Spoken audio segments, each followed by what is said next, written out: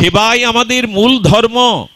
সেবা ভিন্ন কখনো প্রেম আসতে পারে না। সেই সেবার একটি দৃষ্টান্ত। ওং নমো ভগবতে শ্রীবন্ধু সুন্দরায় নমঃ। ওং নমো ভগবতে শ্রীবন্ধু সুন্দরায় নমঃ। হরে কৃষ্ণ কৃষ্ণ কৃষ্ণ হরে হরে, হরে রাম রাম রাম হরে হরে। জয় রাধে। অনন্য মমতা বিষ্ণু মমতা প্রেম সঙ্গতা,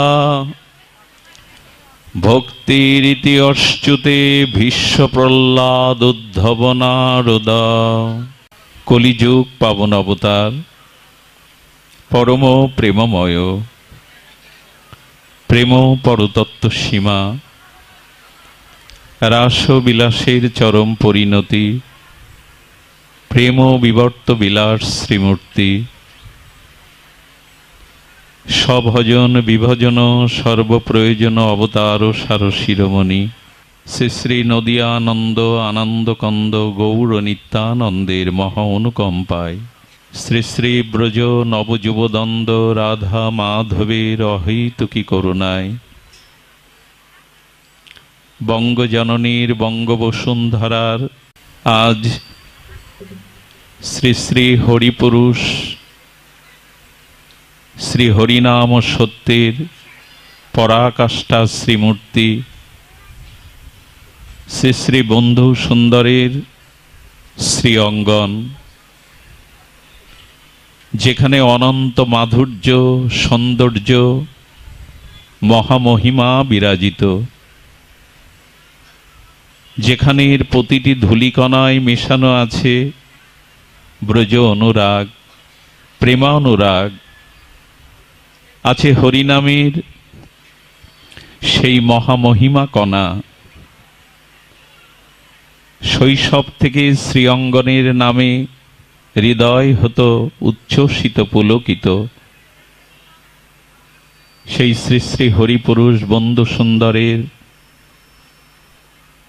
এই মহালীলাস্থলী বিলাসস্থলী শ্রীঅঙ্গনে এই বৈকালিক মহাভাগবতীয় ভক্তিযজ্ঞের এই হরিকথা সুধামৃত যজ্ঞের শুভারম্ভে প্রারম্ভে অস্মদীয় পরমারাধ্য জীবনধন জীবন সর্বস্ব প্রাতঃস্মরণীয় পরম বন্দনীয় শ্রী শিল গুরু মহারাজের রাতুল আতুল পাবন পদার বিন্দে পরাধ্য কোটি দণ্ডবৎ প্রণতি। এই শ্রীঅঙ্গনে মহাভাগবত গঙ্গান্তরী আমাদের গৌড়ীয় এই সম্প্রদায়ের অধিদেবতা শ্রীমান মহাপ্রভুকে নিতাই চাঁদকে প্রেমধর্মকে যেভাবে অঙ্কিত করেছেন, সদ্যপাতক নাশিনী স্রোতস্বিনী গঙ্গার মতো শ্রী গৌর কথা, গীতা ধ্যান, চণ্ডী চিন্তা যেভাবে তিনি জগতে প্রচার করেছেন তার সমহিমায় সগরিমায়, সারা বিশ্ব আজ ঋণী আমরা শ্রীমান শ্রী মহানামব্রত ব্রহ্মচারী ভগবত গঙ্গোত্তরীর চরণে। মহেন্দ্রজির শ্রীপাদ পদ্মের যে অখণ্ড হরিনাম, আমি বলবো শুধু এশিয়ায় নয়, সারা বিশ্বের মধ্যে এই ফরিদপুর অঞ্চল ধন্য, ফরিদপুর বাসী ধন্য। সমগ্র বিশ্বব্যাপী অখণ্ড হরিনাম সংকীর্তন একমাত্র এই শ্রীঅঙ্গনের মাটিতেই উচ্চারিত হয়ে চলেছে বিশ্ব কল্যাণে, মানব কল্যাণে। পৃথিবীর ইতিহাসে এক অনবদ্য অবদান শ্রীঅঙ্গনের, যা সারা পৃথিবীতে নাই। যদি বলেন ব্যাসপীঠে বসে স্থানের মহিমা প্রশংসা করছি, নয়, সমগ্র বিশ্ব ব্রহ্মাণ্ডে যা দ্বিতীয় নাই, সেই অদ্বিতীয় অনবদ্য অবদান শ্রী হরিনামের জন্য সাধুরা জীবন দিয়েছেন। এখানে শ্রী হরিনামের জন্য এখানে অকাতরে তারা প্রাণকে উৎসর্গ করেছেন। এটি সারা বিশ্বের হরিনাম প্রচারের মহা অনবদ্য একটি অবদান। বন্ধু সুন্দর সমগ্র জগৎবাসীকে জানিয়েছিলেন, পৃথিবীর এই ভৌতিক উন্নতি প্রকৃত উন্নতি নয়। খণ্ড প্রলয়, মহাপ্রলয়ের আগে সংকেত দিচ্ছে, কিন্তু হরিনাম ধর্ম, প্রেম ধর্ম, শ্রী গৌর নিত্যানন্দের এই পতিত পাবন উদ্ধারণ লীলাতে কলিযুগ সংক্ষিপ্ত হয়ে এসেছে। ভেতরে ভেতরে, অন্তরে অন্তরে সত্যের মহাপ্রকাশের শুধু অপেক্ষা। ভয় করো না, প্রভু অভয় বাণী দিয়ে মা ভই বললেন, আমি আছি, ভয় পেও না, আমি আছি। সেই শ্রী অঙ্গনে হরিকথার আজকের যে ভাগবতীয় মহাযজ্ঞের এই শুভারম্ভে আমি স্মরণ করি, এই শ্রী অঙ্গনে যেসব নিবেদিত প্রাণ হয়ে ভজন সাধনের দ্বারা এখানে তাদের দেহ রক্ষা করে নিত্য লীলায় আর বন্ধু সুন্দরের নিত্য অনন্য লীলায় প্রবেশ করেছেন, তাদের স্মরণ করি, স্মরণ করি, বন্দনা প্রণাম নিবেদন করি। বর্তমান বিশ্ববরেণ্য আচার্য, যিনি জ্ঞান ও প্রজ্ঞায়, সাধনায়, প্রেমে, দানে, মহিমায়, প্রবচনে সারা বিশ্বের আর তিনি অনন্যজন, বর্তমান মহানাম সম্প্রদায়ের শ্রী অঙ্গনের যিনি মহাত্মা, সর্বাধ্যক্ষ, তার আতুল আতুল কমল চরণে সহস্রবার শতবার বন্দনাপূর্বক দণ্ডবৎ প্রণতি জ্ঞাপন করি। ইতিপূর্বে যিনি শুভ সূচনায় হরিকথার মহামহিমা বলেছেন, অপূর্ব তার বাচন ভঙ্গি, অনুভূতি। পৃথিবীকে কেন বদলাবে, নিজেকে বদলাও। নিজের স্বভাব সংস্কারের মধ্যে দিয়েই তুমি সুন্দর হও, জগৎ সুন্দর হয়ে উঠবে। সংক্ষিপ্ত সারাৎসার এই মহা অভিনব নবনবায়নমান চিরন্তন সিদ্ধান্ত মঞ্জুষা জানিয়েছেন। সমগ্র পৃথিবী আজ আমাদের প্রযুক্তির চরম উৎকর্ষতায় হাতের মুঠোয়, কিন্তু আমরা যেন অন্তর থেকে, অন্তর রাজ্য থেকে, অপর থেকে বহু দূরে সরে যাচ্ছি। অভূতপূর্ব বন্ধু সুন্দরের আশ্বাস বাণী দিয়ে তিনি পরিসমাপ্তি করেছেন, ভয় নাই। জগৎ যদি মহাপ্রলয় বন্যায় ভেসে যায়, তবে ফরিদপুরের হাঁটু জল, কথাটা বড় অভিনব, কারণ এখানে তার কৃপা সাধনা মহামহিমা লীলা বিলাস নিত্য নিরন্তর অবিচ্ছিন্ন তৈল ধারার ন্যায় চলছে। তো সেই শ্রী অঙ্গনের ধুলি অঙ্গে মাখা এবং এই শ্রী অঙ্গনের ব্যাসপীঠে হরিকথা বলার মহা সৌভাগ্য প্রাপ্ত হওয়া, এই জীবনের, এই ক্ষুদ্রতর জীবনের এই কীটাণুর কীটের বড় প্রাপ্তি, বড় পাওয়া। সমস্ত সন্ত সাধুজন, মহতজন, বৈষ্ণব কুলতিলোকজন, মহাপ্রভু অনুরাগী, গৌর অনুরাগী জন, বন্ধু সুন্দরের একান্ত চরণাশ্রয়ী নিজজন, শরীর জন, সকল ভক্ত চরণে দিন অতি দিনের সশ্রদ্ধ দণ্ডবৎ প্রণতি। সুধীজন, শ্রীমদ্ ভাগবত সর্ববেদান্ত সার অমল পুরাণ প্রথমেই জানিয়েছেন, সবৈপুংসং বিশ্বাসকেন কথা সুজা ন উৎপদায়েদ যদি রতিং শ্রম এব হি কেবলম।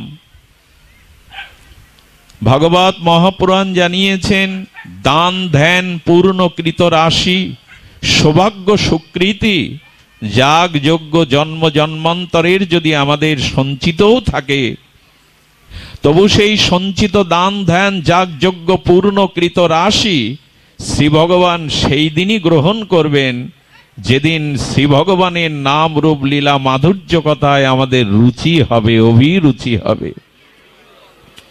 সবৈপুংসং বিশ্বাসকেন কথা সুজা ন উৎপাদায়েদ যদি রতিং শ্রম এব হি কেবলম। জন্ম জন্মান্তরের দান ধ্যান যাগ যজ্ঞ পূর্ণকৃত রাশি যদি একত্রিত হয়, তবু ভগবান সেগুলি গ্রহণ করবেন সেই দিন যেদিন ভগবানের নাম রূপ লীলা কথাতে আমাদের রুচি হবে। বিশ্বাস কেন কথা সোজা ন উৎপাদায়েদ যদি রতিং, যদি হরি কথাতে রুচি না হয়, বন্ধু সুন্দরের লীলায় গৌর লীলাতে ভগবানের অসমধ্য মাধুর্য নামরূপ লীলাতে যার রুচি হয়নি, জানতে হবে তার পূর্ণকৃত রাশি ভগবান এখনো গ্রহণ করেননি। শ্রমএব হি কেবলম। লক্ষ্য করবেন, কোন মানুষ দীর্ঘদিন যদি তার জঠরগ্নির ক্ষুধা না থাকে, তবে সেই মানুষ অসুস্থ বোধ করি আমরা। কারো যদি ক্ষুধা না থাকে, এটা তার শারীরিক অসুস্থতা। এর জন্য আমরা সুচিকিৎসকের শরণাপন্ন হই যে আমার ক্ষুধা কেন লাগে না। বহুদিন ধরে যদি খাদ্য অন্ন ব্যঞ্জনে রুচি না থাকে, ক্ষুধা না থাকে, এটা যেমন শরীরের ব্যাধি, তেমনি হরি কথাতে যার ক্ষুধা নাই রুচি নাই, জানতে হবে এটা তার ভবব্যাধি। যদি ভগবানের নাম রূপ লীলা কথাতে কারো রুচি না হয়, জানতে হবে এটা জন্মান্তরীণ তার ব্যাধি। সুচিকিৎসকের পরামর্শে যেমন রুচি ফিরিয়ে আনতে হয় ঔষধি গুণের দ্বারা, সুচিকিৎসকের পরামর্শ শরণাপন্নের দ্বারা, তেমনি সাধু সঙ্গে মহৎ সঙ্গে হরিকথা প্রসঙ্গ শ্রবণ করতে করতেই আমাদের এই রোগ যাবে। হরিকথা শ্রবণের উৎকণ্ঠা ব্যাকুলতা বাড়বে। প্রেম বিনা তো ধর্ম নয়। সারাটি জীবন প্রতিটি অক্ষরে মহানামজি লিখেছেন তার অনবদ্য অবদানের এই মর্মস্পর্শী ভাষায় জগতে প্রেম প্রয়োজন। শ্রীমান মহাপ্রভুর প্রয়োজন তত্ত্বকে তিনি যেভাবে ব্যাখ্যা করেছেন গৌর কথাতে, তা গৌরীয় বৈষ্ণবজনের পরমহংসগণের বড় আস্বাদ্য। তার প্রেম নিয়েই আজকে সামান্য একটু কথা। এই যে ভগবত প্রেম, যেটি আমাদের প্রয়োজন তত্ত্ব, আজ এই প্রয়োজন তত্ত্ব, এই প্রেমের সামান্য একটু আলোকপাত। কারণ এখানে কথা বলতে আমার কণ্ঠ রুদ্ধ হয়ে আছে।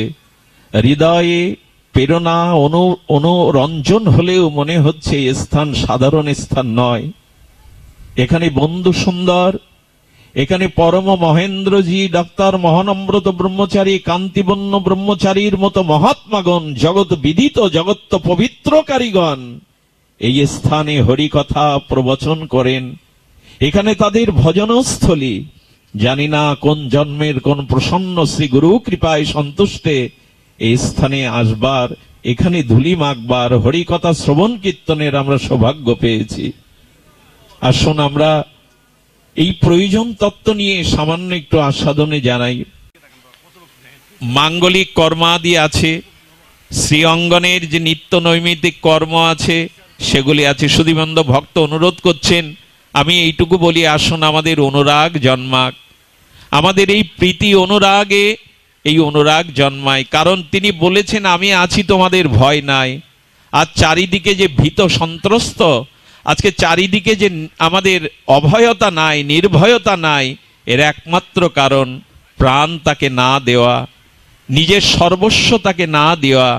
আসুন সেই অনন্য মমতায় আজকে দিতে চেষ্টা করি। এইটুকু শুধু ভক্তের একটি কথা, আজ্ঞাকে মাথায় না নিলে অপরাধ হবে।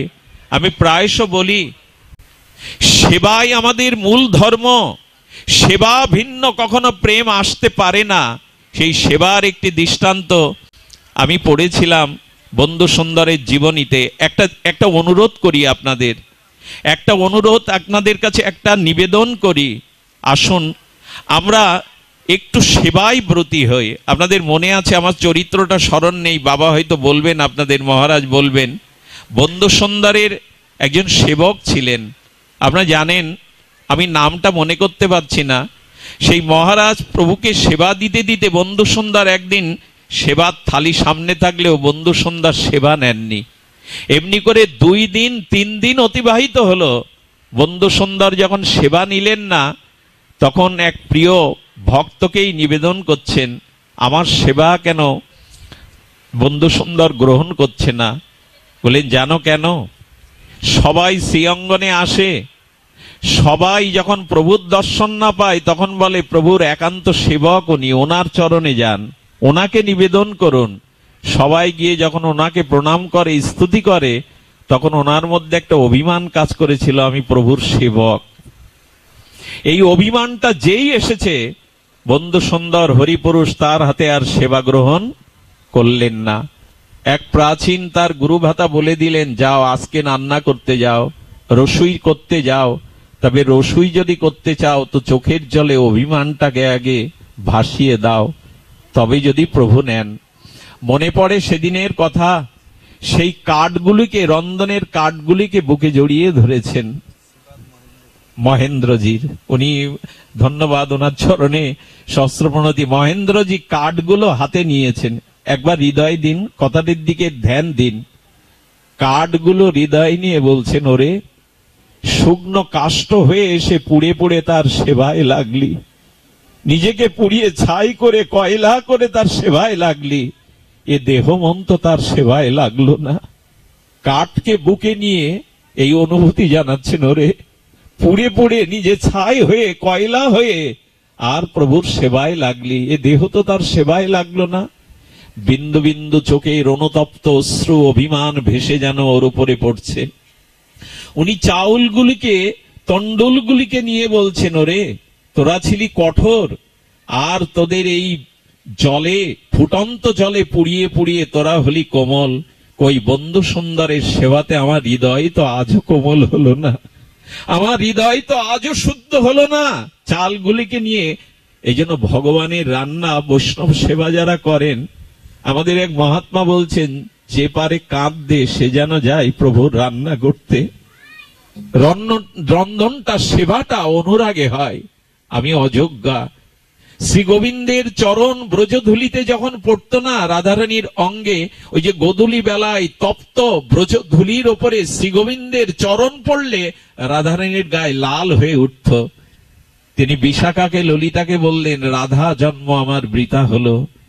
ললিতা, আজ যদি পদ্ম হয়ে জন্মাতে পারতাম, প্রভু যেখানে যেখানে তার রাতুল চরণ বিন্যাস করছেন ওখানে পদ্মের পাপড়ি হয়ে তার চরণটাকে ধারণ করতাম।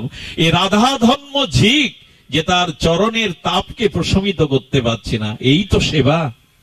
উনি চাউলগুলোকে চোখের জলে ভিজিয়ে নিলেন, জলগুলোকে বলছে আগুন দিয়ে তোমাকে তপ্ত করে ফুটিয়ে ফুটিয়ে তুমি প্রভুর সেবায় লাগলে, আমি কেবল সেবায় লাগলাম না। মহেন্দ্রজি এমনি করে প্রাণের অনুরাগে যখন রন্ধন করে বন্ধু সুন্দরের সম্মুখে দিয়েছেন, তখন প্রসন্ন বদনে প্রভু সেই প্রসাদ বদনে তুলে নিলেন। আমাদের যেন অভিমান না আসে, আমি সেবক, এই অভিমান যেন আমাদের মধ্যে না আসে। আর বন্ধু সুন্দরের সেই সত্য সুন্দরের পূজারী হতে বলেছিলেন। মনে পড়ে আমাদের এই 84 লক্ষ জীব নিচয়ের মধ্যে মনুষ্য শরীরটাকেই শ্রেষ্ঠ বলা হয়েছে, যা দেব দুর্লভ। আচ্ছা, দেবতারা যদি পুণ্যকর্মের দ্বারা, পূর্ণের দ্বারা, সুকৃতির দ্বারা মানুষ হওয়ার যোগ্য হতো, তাহলে তারা প্রার্থনা করত না। দেবতারাও প্রার্থনা করে মুকুন্দ সেবার জন্য এই দুর্লভ সর্বশ্রেষ্ঠ মনুষ্য তনু পাওয়া, কিন্তু দেবতারাও পায়নি। সেই 84 লক্ষ জীব নিচয়ের অন্যতম শ্রেষ্ঠ ভজনযোগ্য, বিবেক প্রধান, জ্ঞান প্রধান এই দেহ পেয়ে আজ বন্ধু সুন্দরের সেবা হলো না, হরি নামে রুচি হলো না, তো আমাদের কি হবে? মনে আছে প্রভু জঙ্গল দিয়ে দিয়ে যাচ্ছেন, পেছনে একজন সেবক হঠাৎ করে একটা বুনো শূকর গো গো করতে করতে প্রভুর দিকে আসছেন। সেবক মনে করছে বনের শূকর বাঘের থেকে হিংস্র হয়, বন্ধু সুন্দরের চরণে এসে শূকরটা প্রণত হয়ে গেল। কি করছে জানেন? গো গো করে তার অনুভববেদ্য ভাষায় বন্ধু সুন্দরের চোখে বিন্দু বিন্দু চোখের জল ফেটছে শূকরটা। সেবক দূরে দাঁড়িয়ে দাঁড়িয়ে দেখছেন, আর প্রেমময় অপূর্ব রূপময় প্রভুর চরণকে শূকর চিনল, কিন্তু আমরা চিনলাম না। শূকরটা গো গো করে তার অনুভববেদ্য ভাষায় যেন কি নিবেদন করছে। প্রভু মস্তকে হাত বুলিয়ে দিলেন, কি যেন আশীর্বাদ করলেন, তা বোঝবার ভাষা আমাদের কোথায়? লীলাময়, লীলা করতে এসেছেন হরিপুরুষ রূপে। কিছু দূর চলে গেলে তার একান্ত সেবককে বলেছিলেন, ও কিছুদিন আশ্রিত হয়ে হরিনাম করেছিল, ভজন করেছিল, কিন্তু ভজনের মাঝে অনাথ এসে পর স্ত্রীর প্রতি ওর লালসা জাগিয়ে দেয়, আর মৃত্যুর সময় ওই চিন্তায় তার এই ভোগজনের কারণ। প্রভু আপনার চরণে কি বিড়বিড় করে বলল, গো গো বলে কি নিবেদন করলো, কি নিবেদন করলো জানেন? প্রভু আর একবার সুযোগ দাও, আর একটিবার সুযোগ দাও। মনুষ্য জন্ম যদি এবার পায় আর ভুল করব না, আর ভজন থেকে বিপদে যাব না, আরেকটি বার সুযোগ দাও। এই জন্ম হারিয়ে বসলে আমরা আর পাবো না। এই দুর্লভ ভজন যোগ্য বিবেক প্রধান জ্ঞান প্রধান মনুষ্য জন্মের সার্থকতা তার চরণ সেবার। আসুন আমরা আজ থেকে এই গোধূলি বেলায় এইটুকু প্রতিজ্ঞা করি, বাইরে তাকিয়ে দেখুন পশ্চিম দিগন্তে আবির রঙে সূর্য অস্ত যাচ্ছে। ও যেন একটা বার্তা দিতে দিতে বলতে বলতে যাচ্ছে, আমি দিনমণি সারাদিন আলো প্রকাশ করে জগৎকে প্রকাশিত করে আমি অস্ত যাচ্ছি। তোমার জীবন সূর্যও তো অস্তগামী, কখন তোমার আয়ু সূর্য অস্ত যাবে তুমি জানো না। তাই তুমিও জগৎকে আলো ছড়াও। বন্ধু সুন্দরের বাণী, গৌর বাণী, হরি নামের আলোকে বিশ্বকে আলোকিত করো। এ দায়িত্ব তোমার, এ দায়িত্ব প্রভু তোমাকেই দিয়েছেন। তাই অস্তগামী সূর্যের দিকে তাকিয়ে এই শ্রী অঙ্গনের পবিত্র ধাম মহিমায় আমরা প্রতিজ্ঞা করি, প্রভু আর তোমাকে ভুলে থাকবো না, আর হরি নাম ছাড়া হয়ে থাকবো না। তস্মাৎ সর্বেষু কালেষু মামনুষ্যর, যেন তোমাকে স্মরণ করতে করতেই এই জীবন অতিবাহিত হয়। জয় হোক বন্ধু সুন্দরের, জয় হোক হরি পুরুষের, জয় হোক আজকের এই মহাভাগবতের। আমি ধন্যাতি ধন্য এই শ্রী অঙ্গনের প্রত্যেকটি ভক্তকে, মহাত্মাকে চরণে প্রণতি জানিয়ে আজকের মতো হরি কথার এখানেই পূর্ণ বিশ্রাম। বাবাজি মহারাজ পুষ্পাঞ্জলি জানাবেন, তিনি কথাঞ্জলি জানিয়ে আজকের ভাগবতের বিশ্রাম দিবেন। জয় রাধে, জয় রাধে। বৃষ্টি তুফান কোনো কিছুই তার বাধক হতো না। যতই ঝড় হোক বৃষ্টি হোক, সে মালা দুটি নিয়ে শ্রী অঙ্গনে চলে আসতেন সেবা পাওয়ার লালসায়। তাই একদিন ও ছোট্ট কুসুমের কলেরা হয়েছে, 7 দিন হয়ে গেল। ডাক্তার বলে দিয়েছেন আজকে ওই কুসুমের হয়তো অন্তিম রাত্র। আপনারা জানেন তৎকালীন চিকিৎসা বিজ্ঞান ততটা উন্নত ছিল না। ওই রাত্রিতেই কুসুম শেষ নিঃশ্বাস ত্যাগ করে পরপারে চলে গেলেন। এদিকে ভোরবেলায় কুসুমের মাতা এবং পিতা দুইজনে এই শ্রীঅঙ্গনে এসেই গুরু মহানামরত ব্রহ্মচারীজির চরণে লুটিয়ে লুটিয়ে কাঁদছেন, গুরুদেব কে আর মালা গেঁথে আনবে, কে মালা পরাবে ভগবান, কে আর তোমাকে, আমার কুসুম তো চলে গেল। তো মহানামরত ব্রহ্মচারীজি তার ত্যাগী শিষ্য নবনী বন্ধু ব্রহ্মচারীজিকে বলছেন, নবনী আমার কুসুম তো চলে গেল, তুই শ্রীঅঙ্গনের সমস্ত বৈষ্ণবদের নিয়ে খোল করতা